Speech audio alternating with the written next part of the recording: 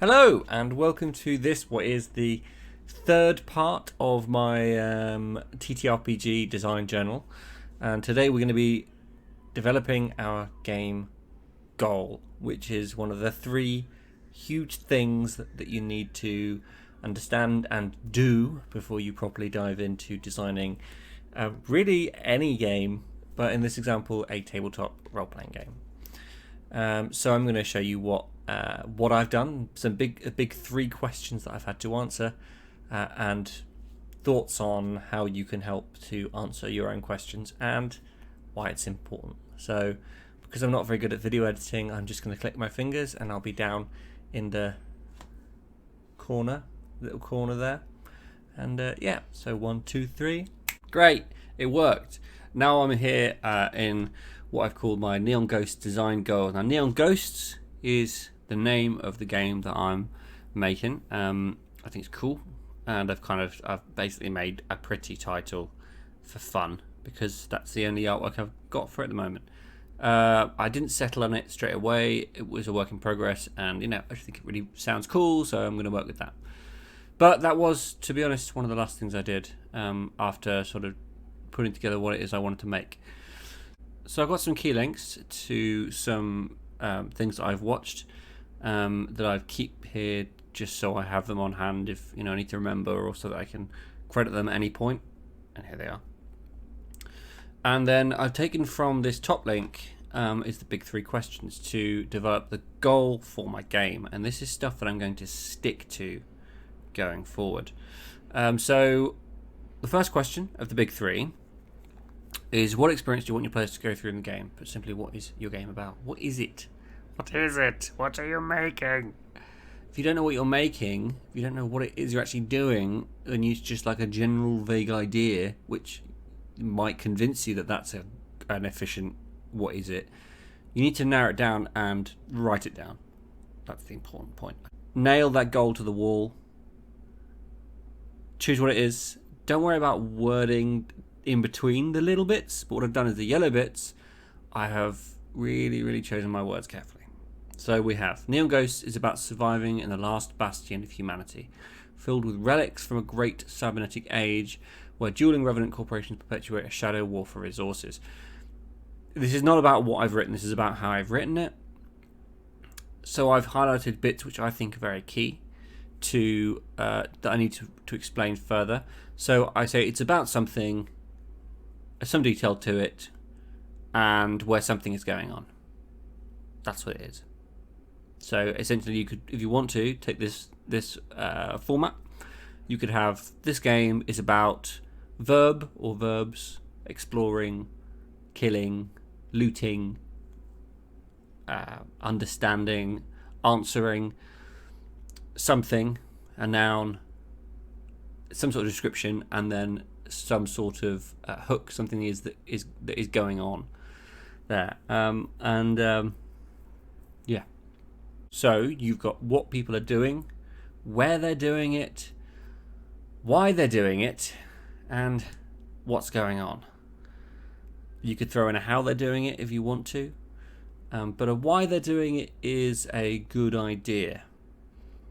And we've got the whys included here in the example of surviving, because you want to survive, and a shadow war for resources, so we know resources are limited. So that's the first part, a nice little sentence where it has different bits to it that you want to explore, and it should want to draw you in.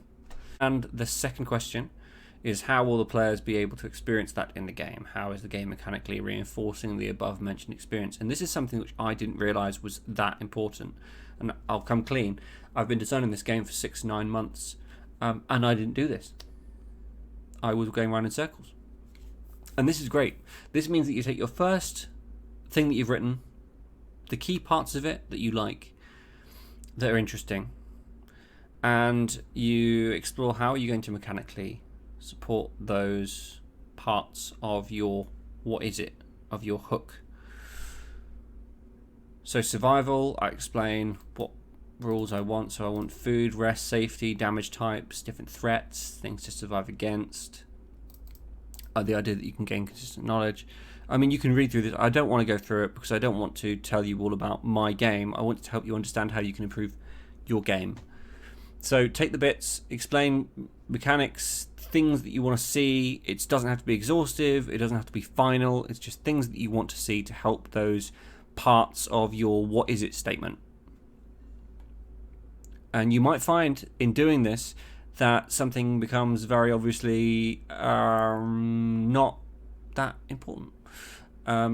You might type, I can't remember what I did now, but I did something where I wrote one of these and I realised that's boring. Or I'm exploring that in two different areas. You know, I've already mentioned that it's the last bastion of humanity, and now I'm mentioning that they're alone in the wilderness. It's like, well, of course, like those two things, just mash them together. So you can really begin to cut it down. What's interesting, what isn't? What can you, like this Shadow Wolf resources here, I've only got energy as a key resource. So what other mechanics do I want for that? I want something like each resource, resources that have a different value to different factions, resources available in different quantities to different factions. I mean, actually, let's base it down. Have I even got a list of factions here? I've got tech augments, I've got terrain, stories, calamities. What we can do is narrow this down and just say factions with a different focus on different resources. Let's make it more compelling with ownership of different resources. So now we've just determined that we have a list of factions and that those factions will have ownership of different resources. And a very simple concept, very simple level, but it means the Shadow Wolf resources are going to get explored in mechanics and the things that I do, because I can spend days designing a map that I think will be important or relevant to the system, but in fact it will be a complete waste of time because the players will only go there once or maybe twice. And in truth, that's nowhere near as important as having a detailed list of factions and what resources they're looking for. For my game. For your game, it will be a different case. For your game, it will be exploring these key elements and making them more compelling and clear. Clear, but not too specific. Okay, so now we've done that. So we've got our what is it statement. We've explored parts of that statement as to how we're going to mechanically reinforce the parts of that what is it statement. So what is it? How do you reinforce it through your mechanics and your design? Third, we're going to loop back. And if you watched any design videos on video games, they talk about this, the core gameplay loop, a lot. And if they don't, then they're wasting your time. The core gameplay loop is what is actually happening. Where do players start? What do they do? What happens to reward them, to encourage them to continue going? So where do you get that loop? What are you doing moment to moment, second to second, session to session? And this is taking all that we've got above. I've done a nice little thing. I've what I think is a nice little thing. I've taken words that I used in my what is it statement to try and build a core gameplay loop. So I've taken the word survive, and I've said that my characters are surviving. What must they do to do that verb? They must work with the Revenant corporations. So what must they do to do the verb? What does it reward them with? And how does that help them to do the thing that they're doing? So in D&D, kill monsters, get loot, use loot, kill more monsters. If you run that sort of game, but typically that's sort of the gameplay loop of D&D. That's what it focuses on. Look at the Dungeon Master's Guide. Look at the Player's Guide, Player's Handbook. It's all full of stuff to make your character better. Lots of magic items, lots of spells, stuff, getting stuff to kill monsters. There's an entire book, The Monster Manual, that is all about monsters. You don't see a book dedicated to cities. You don't see a book dedicated to elder gods. So it kind of tells you something about what D&D is all about.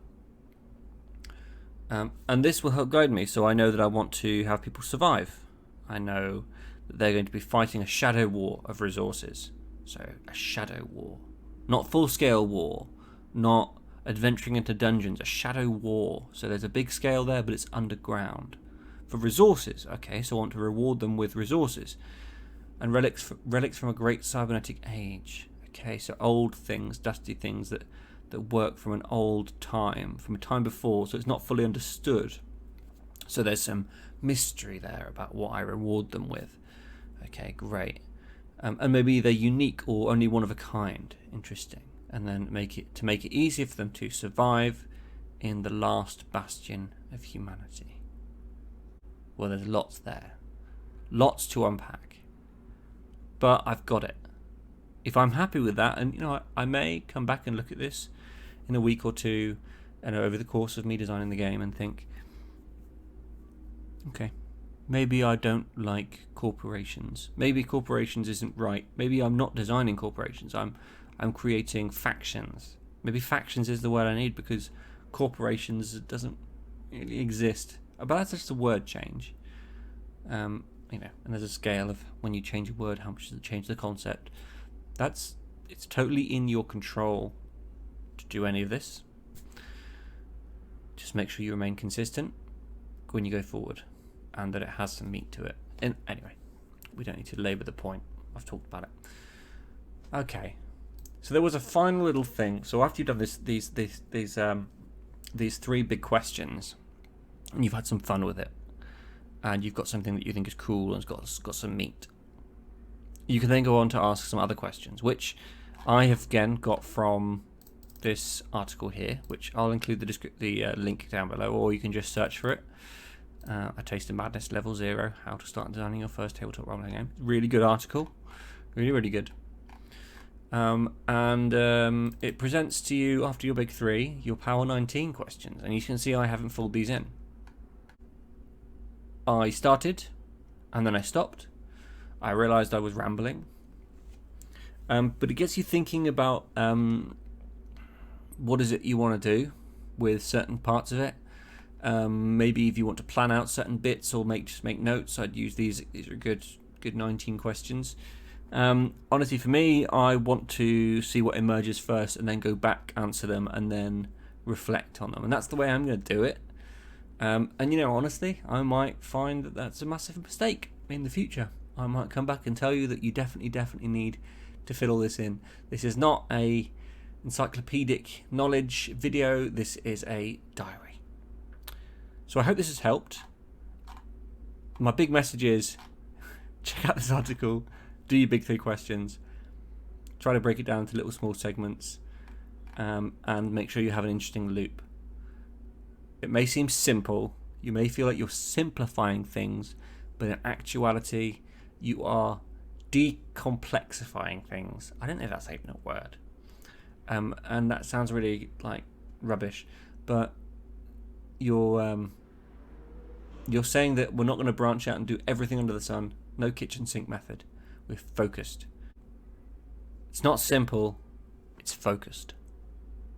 Just like I should be in the camera right now. Focused. Cool. So thank you for joining me. Sorry, this one's a little bit rambly. I hope it's helped you. I hope you go away and excited to develop your goal, and remember that it's important so you stick to it. And in future videos, now we have our game, we have our Neon Ghosts. We're going to make this game. I'm going to show you what I've done with it. I'm going to take you through the problems that I've had in actually designing the game, and hopefully people will want to go ahead and do theirs and share their own thoughts and come to me and tell me what I could do better. That would be amazing. So thanks for joining me, and I'll see you next time.